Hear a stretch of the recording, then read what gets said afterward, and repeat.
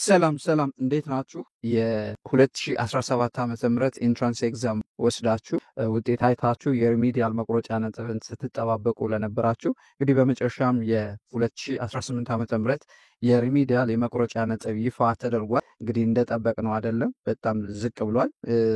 እንኳን ደስ አላችሁ የሚያስብል ሰው እንግዲህ ውጤቱን ወደ መቁረጫ ነጥቡ ስንሄድ የተፈጥሮ እና ማህበራዊ ሳይንስ ወንድ ተማሪዎች 216 እና ከዚያ በላይ የተፈጥሮ ሳይንስ እና የማህበራዊ ሳይንስ ሴት ተማሪዎች 204 እና ከዚያ በላይ ታዳጊ ክልልና አርብቶ አደር አካባቢ የተፈጥሮ እና የማህበራዊ ሳይንስ ተማሪዎች ለሁለቱም ጾታ 198 ሆኗል።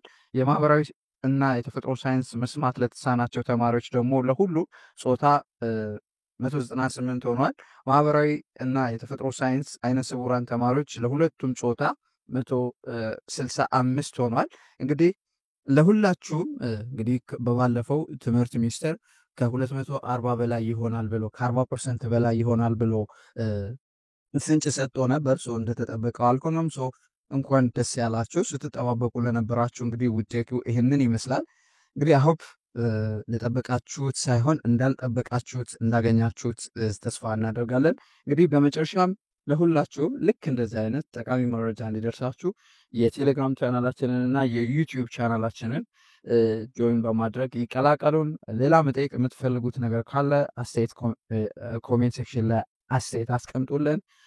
ሌሎች ተጨማሪ መረጃዎችን፣ የዩኒቨርሲቲ ጥሪዎችን፣ የዩኒቨርሲቲ ሾርት ኖቶችን፣ ዶክመንቶችን፣ ማቴሪያሎችን፣ ሞጁሎችን ማግኘት የምትፈልጉ ከሆነ ደግሞ የቴሌግራም ቻናላችንን ጆይን በማድረግ ይቀላቀሉ። እንግዲህ መረጃው ለሌሎች ተማሪዎች እንዲደርስ ቪዲዮውን ላይክ፣ ሼር እያደረጋችሁ በሌላ ጠቃሚ ቪዲዮ እስክንገናኝ ለሀገራችን ሰላም፣ ፍቅር፣ አንድነት ስጠን። ፒስ